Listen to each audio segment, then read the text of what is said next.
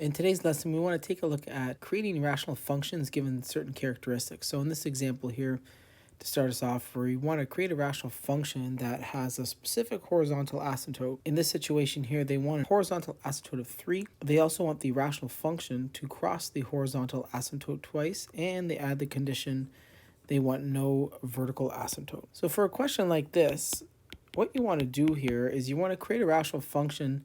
First of all, it has to have a horizontal asymptote at 3. I'm going to write this in partial fraction decomposition form. So by that I mean I'm going to put the 3 here plus. Now if I were to write, for instance, let's say I wrote 1 over x. Now if I get a common denominator here, this will be a rational function. You can see that. If I let x get infinitely large or infinitely small, we can see that this will tend towards 0, thereby forcing us to have a horizontal asymptote at 3. So I've created a rational function with a horizontal asymptote at 3.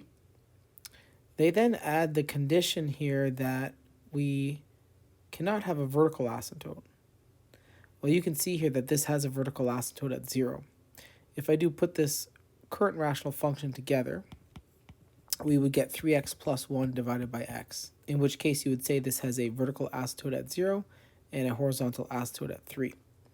Again, this question does not want a vertical asymptote, so what do we do in that situation? Well, what we're going to do here is I'm going to take the bottom and I'm going to change it to an x squared plus 1. So now you'll see that we still have a horizontal asymptote. As x gets infinitely large or infinitely small, this will still tend towards 0. However, now we do not have a vertical asymptote, as when I get a common denominator, the bottom will be x squared plus 1, which does not have any real roots, so therefore no vertical asymptotes.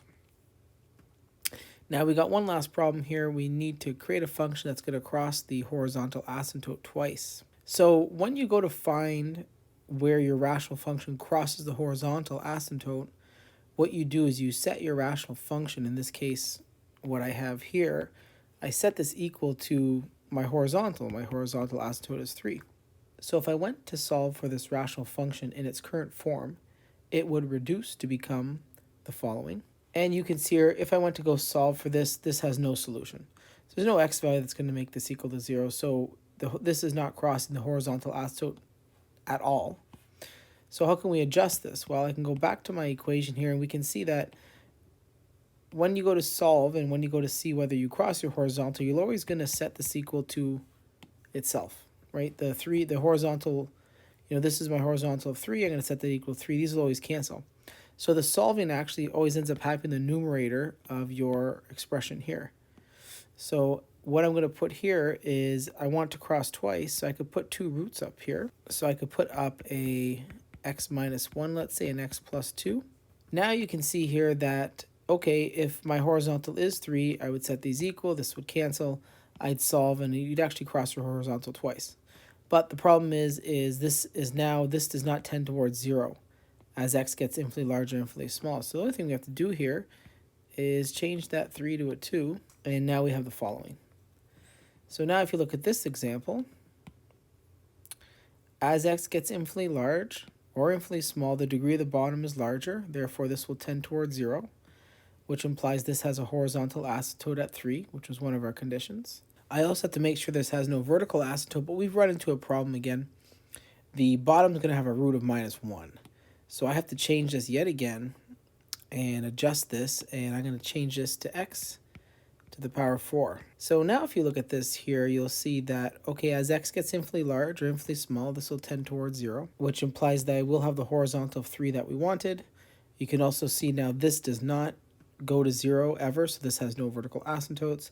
And lastly, if I go to solve the horizontal here, I'm going to set my rational function equal to the horizontal. You'll see the 3's will cancel, and I'll solve the following. And you can see here, I go to solve this, I end up getting the numerator, setting it equal to 0, and I get 1 and 2, negative 2. So the idea here is not only did we find a rational function with a horizontal at 3, crosses the horizontal twice and has no vertical asymptote, we also can specify where it does cross at as well. And that's what you see here in this example. All right, let's take a look at another. For the next example here, again, we want to find a rational function. This time we have a slant asymptote located at x minus 3, vertical at 2, and this time we're crossing through a specific point. So let's first create a rational function that has a slant asymptote at x minus 3. So I'm going to put x minus 3 here. I also need to have a vertical asymptote at x is equal to 2. So let's see if we've kind of got this going on here.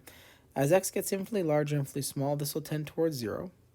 Therefore, our rational function tends towards this slant asymptote that we're looking for of x minus 3.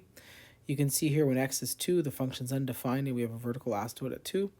I don't have the point incorporated into this. If you want to incorporate the point into this, the only thing we're going to do here is I'm going to take my function r at x. I'm going to set it equal to some constant k. Again, I don't know what that constant is, but I'm going to set it equal to that.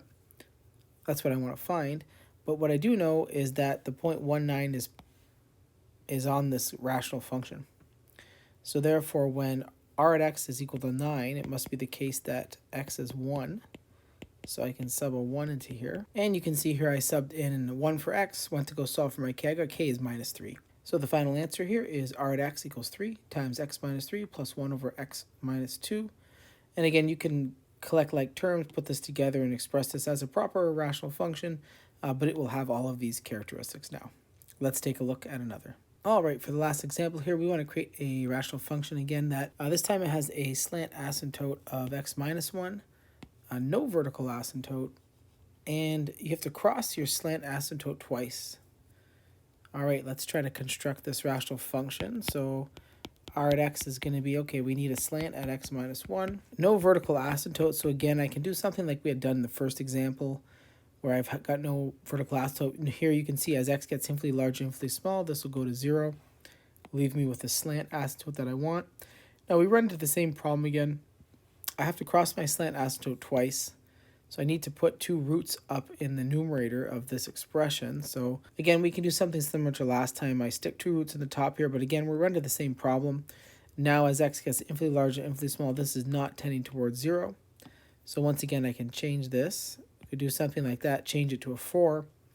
And to double check all our criteria, we can see this will tend towards 0 as x gets infinitely large or small, which means we've got the slant asymptote that we want. You can see here the bottom is never 0 for any value of x. Therefore, we do not have any vertical asymptotes. And also, if you set this equal to its slant, in this case here, you're going to be taking your r at x function, and you're going to go ahead and set that equal to its slant. You'll see that these cancel, and you'll essentially be solving the following equation, which will imply that x is -1 or 4.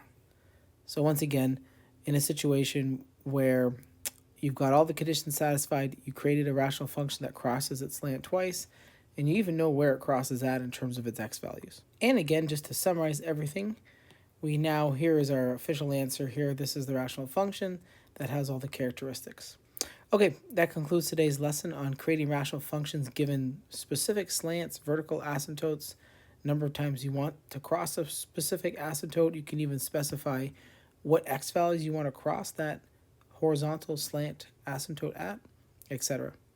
Thank you.